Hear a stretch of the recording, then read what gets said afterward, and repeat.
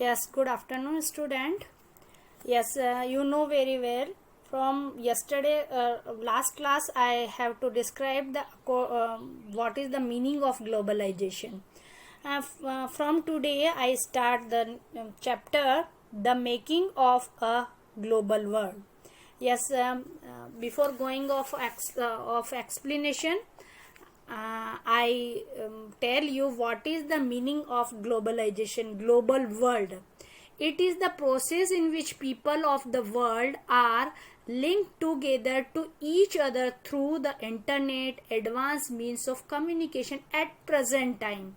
यानी कि at present time में हम क्या देखते हैं कि विद इन सेकंड में हम अपना कोई भी मैसेज है या हमारा कोई भी चीज़ है विद इन सेकंड या मिनट्स में हम इधर से उधर ट्रांसफर कर सकते हैं बिकॉज ऑफ इंटरनेट और एडवांस मीन्स ऑफ कम्युनिकेशन के is this is the definition according to present perspective और प्रेजेंट पर्सपेक्टिव के हिसाब से ग्लोबलाइजेशन की डेफिनेशन ये है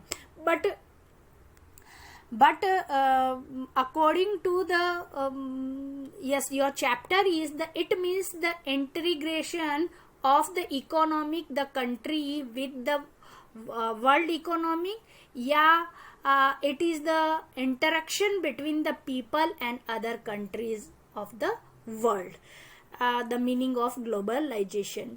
Yes, the question is that कि जो हमारा at present हमारा जो कम्युनिकेशन है एडवांस कम्युनिकेशन है या इतना ग्लोबलाइजेशन है तो क्या ये शुरू से था?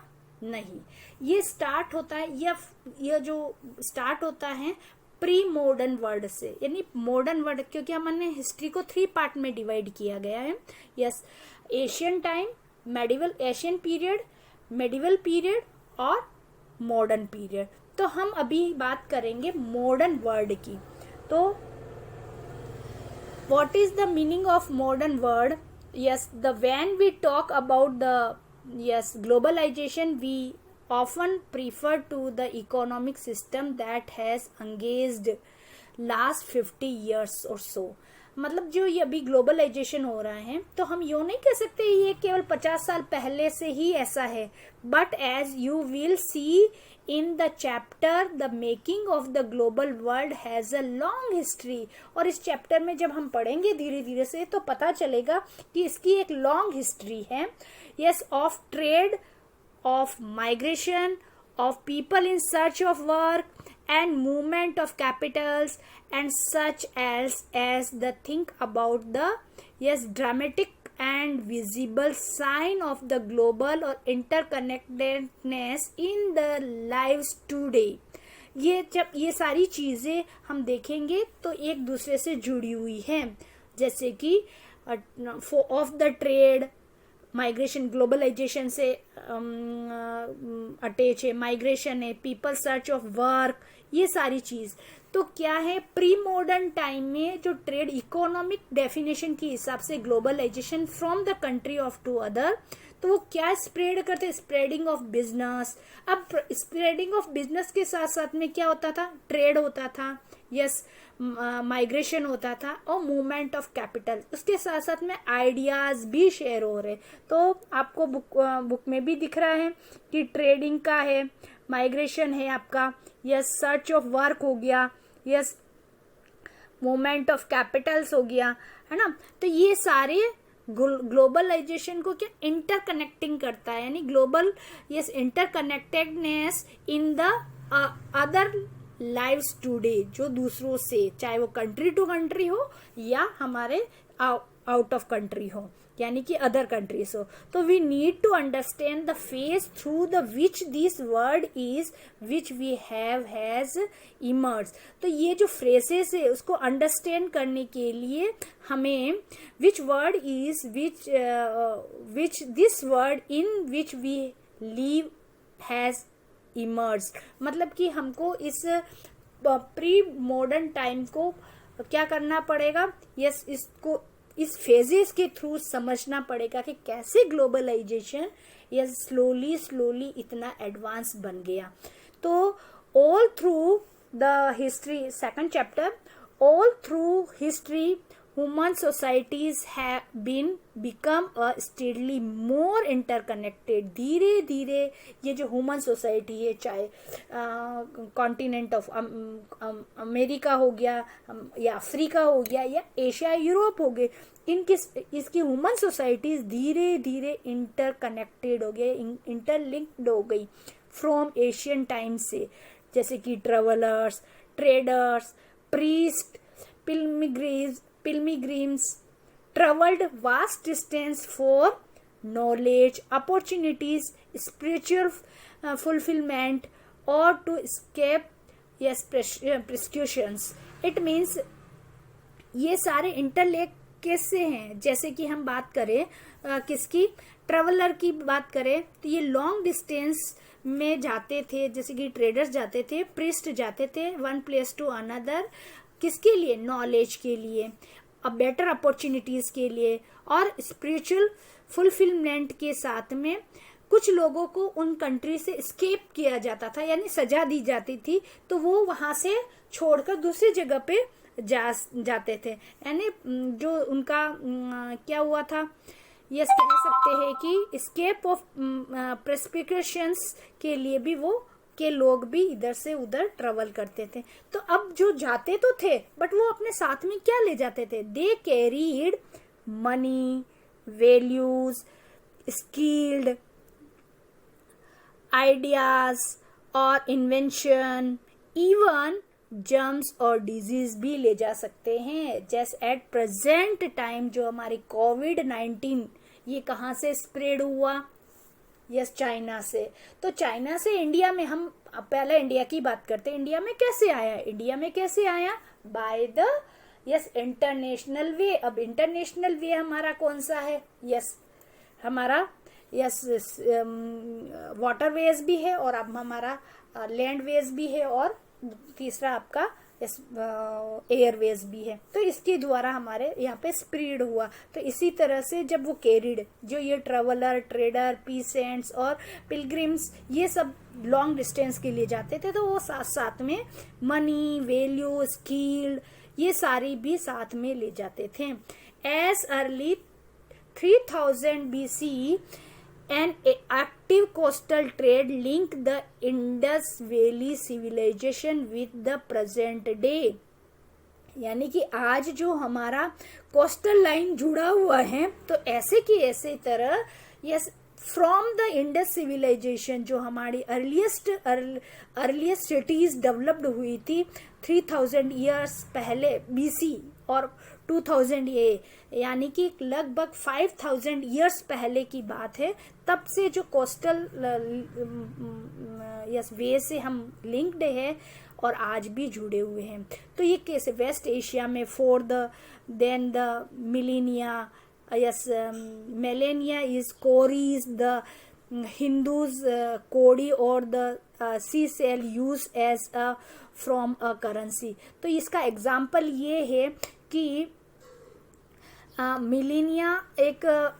मिलीनिया से जो हमारे प्लेस है, वहाँ से क्या नाम है, कोड़ी जो हमारी सी सेल्स होती है, उसके एविडेंस मिले हैं। कहाँ से, यस अदर कंट्रीज में। कहाँ, कौन सी कंट्रीज में, एशिया की कंट्रीज में, वेस्ट एशिया में मिली है।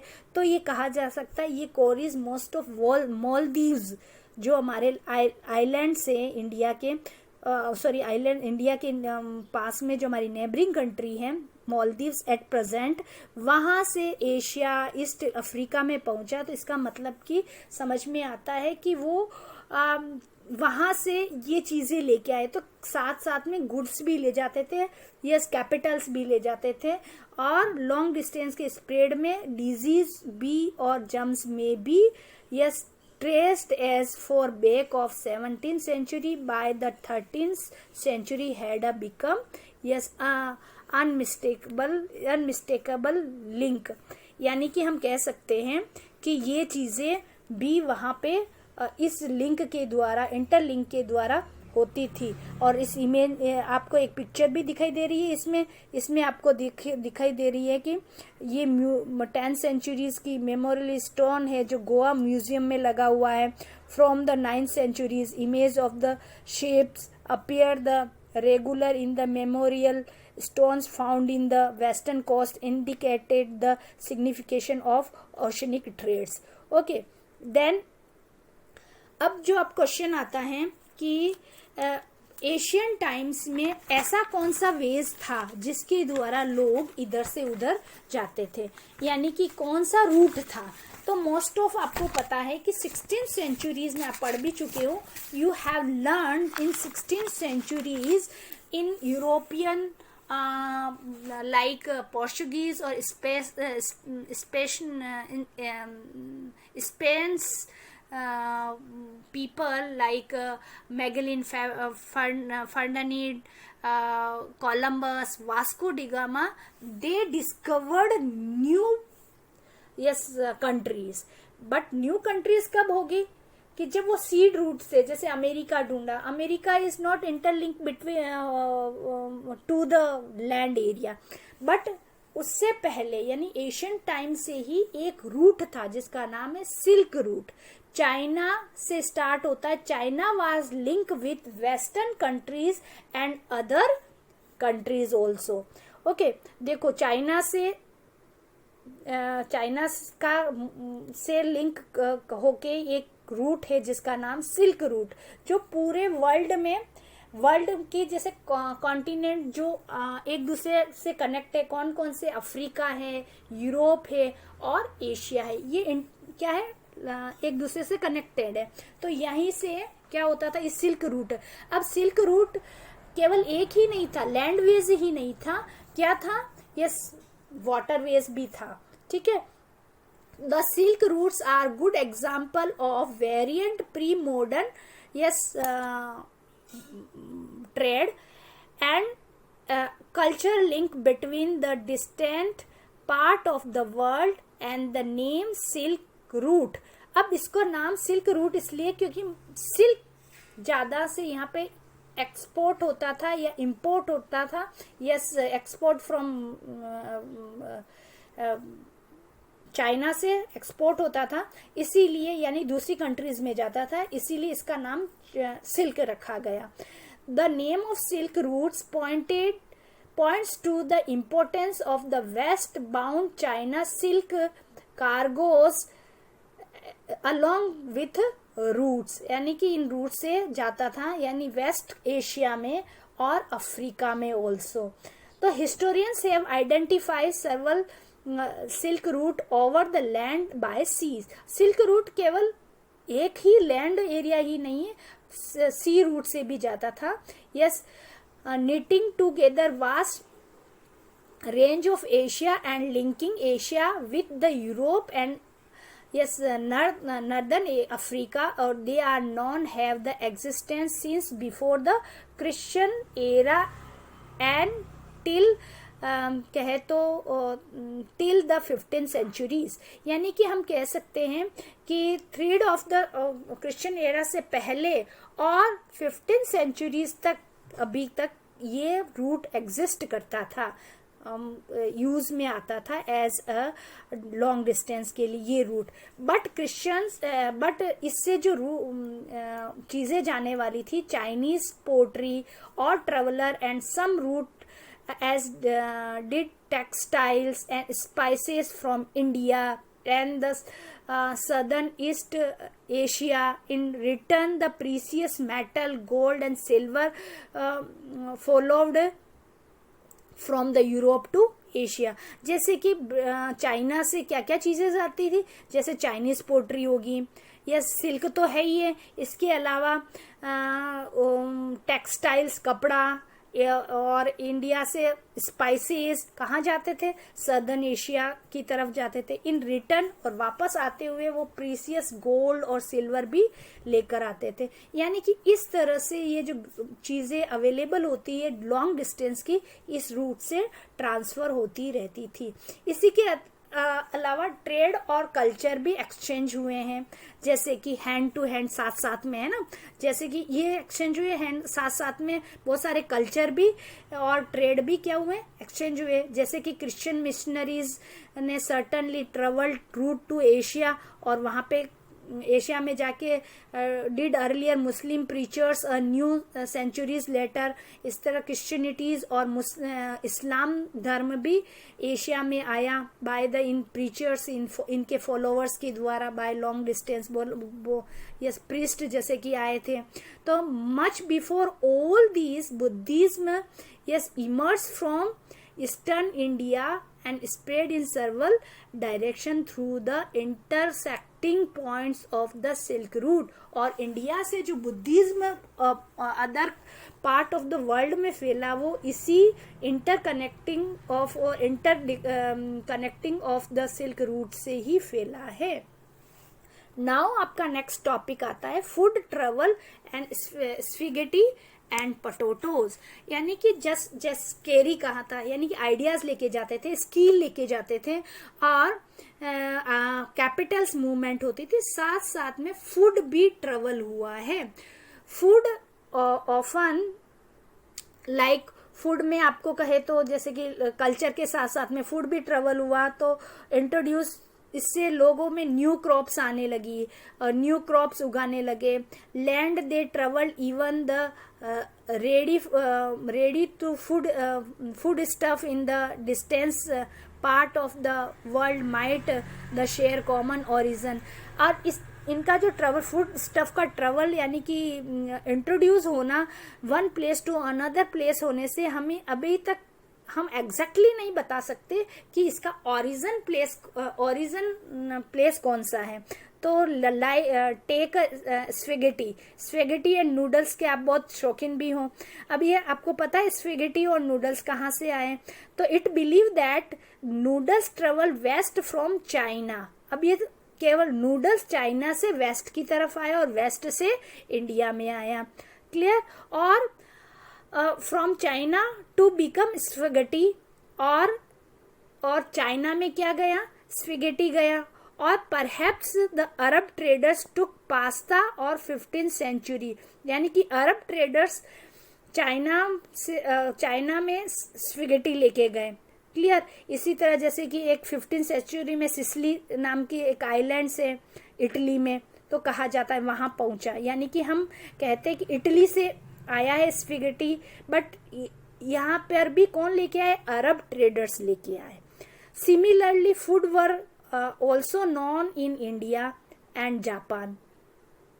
इसी तरह जापान और इंडिया में भी ऐसे ही है कि बहुत सारे जो ओरिजिन कॉमन जो फूड है, जो हम जैसे पोटैटो खाते हैं और बहुत सारी चीजें खाते हैं, वो हमको पता नहीं है कि ओरिजिन हमारे यहीं की है और या अदर, बट हम कह सकते हैं ओरिजिन प्लेस और कहीं की है. जैसे कि कनेक्ट हुए हैं तो कॉमन फूड में जैसे कि हम कह सकते हैं पोटैटो, आलू है, सोया है, ग्राउंडनट है, मेज है, टोमेटोज है और चिलीज है, स्वीट पोटैटोज हैं और सोया ग्राउंडनट से. ये सारी चीज हमको एंसेस्टर से अंटिल अबाउट द 5 centuries अगो, ये अभी से ट्रांसफर नहीं है, इंट्रोड्यूस नहीं हुआ है. इवन एंसेस्टर हमारे पूर्वजों से आए हैं और हम कह सकते हैं केवल 5 century यानी कि कम से कम 5 centuries अगो पहले आ चुकी हैं. इंट्रोड्यूस इन यूरोप में इंट्रोड्यूस हुई है. लाइक जैसे कि एशिया में क्रिस्टोफर कोलंबस आया, एक्सीडेंटली आ गया, discovered the vast continent that would later become the known as America. फिर उन्होंने अमेरिका को जाना. तो आपने देखा है कि ये सारी चीजें भी ट्रेवल हुई, यानी कि इसके साथ साथ में फूड भी ट्रेवल हुआ है. और अमेरिका और साउथ में सिर्फ अमेरिका की बात नहीं कर रहा हूँ, साउथ अमेरिका और नॉर्थ अमेरिका दोनों की बात कर रही हूँ. ठीक है. तो इन सारी जगहों से भी ये चीजें आई हैं. तो उसका एक एग्जाम्पल आपको मैं दे देती हूँ कि जैसे कि यूरोप में एक प्लेस है आयरलैंड. आयरलैंड के जो पुअर पीसेंट है वो पोटैटोस में इतने इंडिपेंडेंट हो गए थे कि वो एक बार एक डिजीज के कारण सारे पोटैटो की क्रॉप्स क्या हो गई, डिस्ट्रॉयड हो गई. तो जिससे वहां पे मिड ऑफ 1814 तक 100 से लगा के 1000 people died of the starvation, और स्टारवेशन से मर गए. यानी कि जो इंट्रोड्यूस हुआ था, और ये फूड वहाँ पे जैसे यूरोपियन कंट्रीज में पोटैटोज बहुत पसंद किया जाता है. What is the reason? ये है कि European could be better and live longer by the because of potato से वो क्या, क्योंकि फैट्स ज़्यादा होता है तो वो better and live longer life, यानी कि वो ज़्यादा जिंदा रहते थे, इसलिए वो ज़्यादा, ये उनका स्टेपल फूड हो गया था. और इसी तरह आयरलैंड का मैंने एग्जाम्पल बताया कि वहाँ पे क्या हुआ था कि एक बार क्रॉप्स, पोटैटो की क्रॉप्स इतने इंडिपेंडेंट थे पोटैटो पे कि एक बार डिजीज के कारण पूरी क्रॉप्स डिस्ट्रॉयड हो गई थी.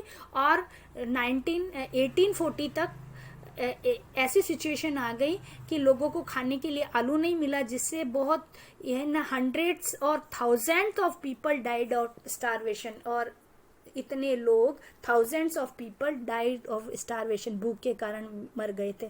तो ये भी हमारे ग्लोबलाइजेशन, फूड ट्रेवलर भी ग्लोबलाइजेशन के लिए इम्पोर्टेंट है. और आपका इस थर्ड टॉपिक है conquest, disease and trade. Conquest means कब्जा करना, डिजीज मतलब बीमारी, ट्रेड मीन्स व्यापार. ये भी ग्लोबलाइजेशन को बढ़ावा दिया. इन्होंने भी यस हमारे कल्चर को स्प्रेड करने के लिए, हमारा आइडियाज को स्प्रेड करने के लिए. अब कॉन्क्वेस्ट कैसे? प्री मॉडर्न वर्ल्ड में shrank off greatly in the 16th century European sailor found a sea route to Asia also successfully cross the western ocean to America. आपको पता है कि 16th century में बहुत सारे पोर्चुगीज और स्पेनिश यूरोपियन लोगों ने बहुत सारी कंट्रीज को खोजा था सी रूट से. जैसे मैंने आपको बताया था, फर्डिनेंड मैगेलिन, क्रिस्टोफर क्या कहते हैं, क्रिस्टोफर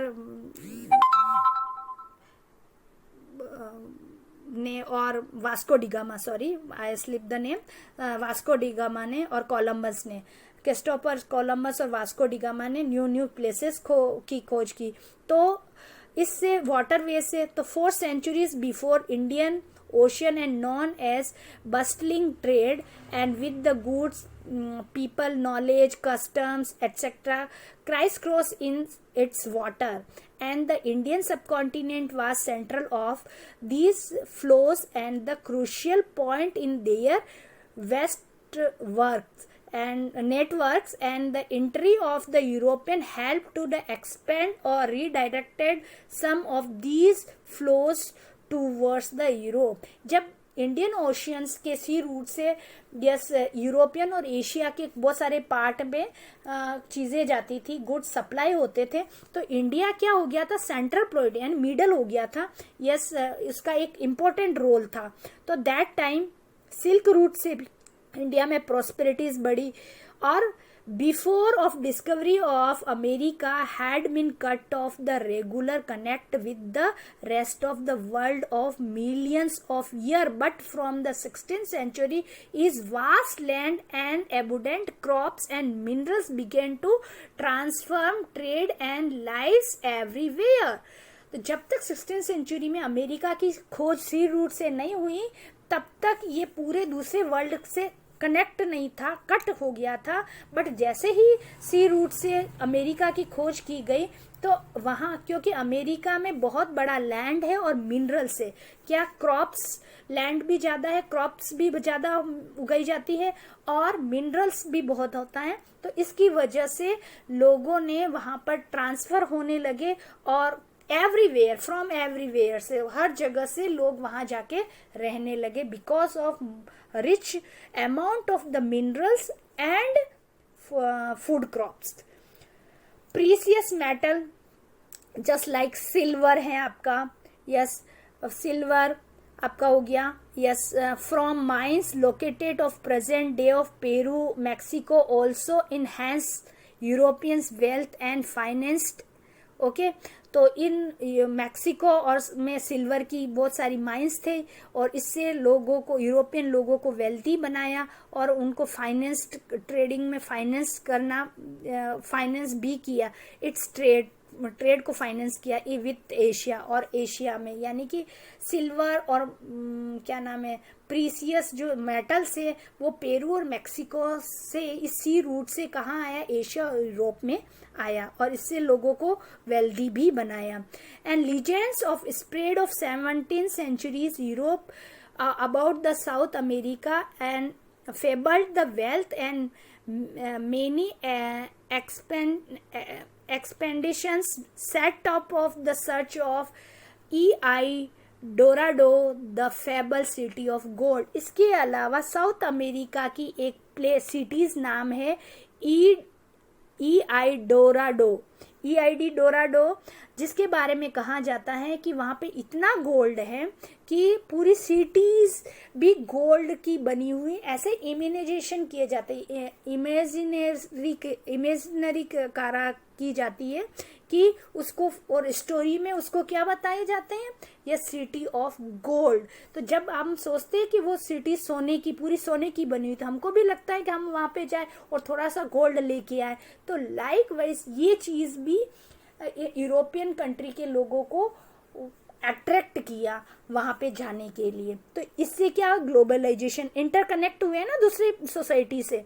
तो लाइक वाइज जब इंटरकनेक्ट हुए और ग्लोबलाइजेशन बढ़ा, तो इसी तरह जैसे Portuguese, Spanish conquest the colonies, धीरे धीरे ये क्या करने लगे, ये कब्जा करने लगे और वो अमेरिका को कॉलोनाइज बनाने लगे, यानी कि उसको एज ए, जैसे कि ब्रिटेन गवर्नमेंट ने हमारे देश पे भी राज किया था, लाइक वाइज ये स्पेनिश और पोर्चुगीज के लोग भी वहां पे जाके कॉलोनीज बनाने लगे। Yes, but was underways of the mid-centuries, and European conquest was not just a result of superior firepower and impact of the most powerful weapon of the Spanish conqueror was not a conventional military weapon at all. It was the germs such as those of the smallpox that they carried on their person because of long yes, यानी कि जो Spanish लोग वहां जाके colonies बनाई तो उनको weapon की जरूरत नहीं थी। क्यों? क्योंकि वो अपने साथ में डिजीज यानी जर्म्स लेके गए थे। अब आपको क्वेश्चन आता है जर्म्स कैसे लेके गए थे, क्योंकि जर्म्स कैसे लेके गए कि आपको पता है 16 सेंचुरीज में यस जहाँ पे यूरोपियन कंट्रीज में स्मॉल पॉक्स हो चुका था, और आपको पता है एक बार स्मॉल पॉक्स होने के बाद में होता नहीं है स्मॉल पॉक्स, ठीक है, क्योंकि सेकंड टाइम में हमारी बॉडी क्या इतनी इम्यून हो जाती है कि जिससे हम सेकंड टाइम में हमारी बॉडी इम्यून हो जाने के कारण वो हमसे हमारे बॉडी में क्या नहीं कर पाते, एग्जिस्ट नहीं कर पाती है। बट अमेरिका के लोग क्या नहीं थे, इस डिजीज से जानते नहीं थे और इसके लिए री एग्जिस्ट नहीं हो पाते थे उनका। तो वो क्या लेके गए, स्पेनिश लोग वहां पर स्मॉल पॉक्स के जर्म्स लेके गए, और स्मॉल पॉक्स के जर्म्स लेके जाने के कारण लोग क्या हो गए, इस बीमारी से ग्रसित हो गए, विक्टिम हो गए, जिससे वो उनको क्या करना पड़ा, उनको लड़ाई करने की जरूरत नहीं थी, क्योंकि कम्युनिटीज पूरी की पूरी कम्युनिटीज वाइप हो गई, not with the help of the arm, with the help of disease, and European had been exposed to smallpox, so they had immunities, क्योंकि उनमें immunities थी, और American had no immunity from smallpox, और American के लोगों के पास में नहीं था, तो disease wiped out whole community in certain of America. In certain America में कम्युनिटी से कम्युनिटीज लोग इस डिजीज से मारे गए, एंड दस द यूरोपियन कैप्चर्ड अमेरिका, और इस तरह से यूरोपियन ने लोगों ने वहां पे अमेरिका को कैप्चर करके एक कॉलोनीज बना ली थी। And till 19th century European was suffering from poverty, disease, religious conflict and religious conflict, or till 18th centuries India and China were the richest country in the world, जहाँ 16th centuries में yes, जहाँ पे great depression था Europe में, वही इन पूरे world में China और इंडिया क्या थी, रिचेस्ट कंट्री के नाम से जाना जाता है। बाय द सिल्क रूट भी हो गया, और इंडिया में, और वहाँ पे क्या है, यस, रिच, इंडिया में बहुत ही रिच मिनरल्स है और नेचुरल रिसोर्स भी ज़्यादा था, इसीलिए कॉटन का एक्सपोर्ट भी होता था, इसीलिए रिच कंट्रीज बन गई थी।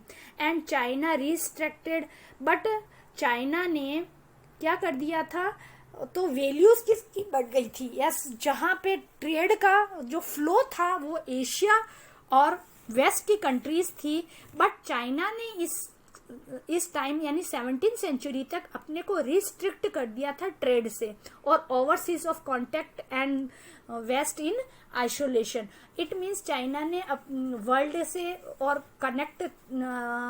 कनेक्शन और ट्रेड करना बंद कर दिया था, जिससे वो कहाँ वेंट इन द आइसोलेशन, और कहाँ चला गया, आइसोलेशन में चला गया। तो अब इम्पोर्टेंस, रोल ऑफ चाइना क्या हो गया, रिड्यूस हो गया था, यानी कि चाइना की जो इम्पोर्टेंस थी कि रिचेस्ट कंट्री में आता था, अब वो आइसोलेशन में चले जाने के कारण उसकी जो रोल वह रिड्यूस हो गया। अब flow of trade, flow of economy कहाँ चली गई, अमेरिका की तरफ चली गई। तो America important was, sorry, America importance was rising centre of world trade और शिफ्टेड टू यूरोप। इस तरह से एट नाउ प्रेजेंट अमेरिका क्या है, सबसे बड़ा पावरफुल कंट्रीज है अभी एट प्रेजेंट, ये रीजन ऑफ, क्योंकि जब आइसोलेशन में चाइना चला गया तो क्या, और हमारे इंडिया पे कॉलोनीज रूल हो गया था, जिससे हमारा जो इकोनॉमिक फ्लो, कहाँ हमारी इकोनॉमिक फ्लो अदर कंट्रीज में चला गया, और वर्ल्ड का इकोनॉमिक फ्लो किसकी तरफ जाने लगा, यस, अमेरिका की तरफ। दैट्स ऑल, आज यही this from this topic I explain, and next topic, yes, I will explain in next class. Okay.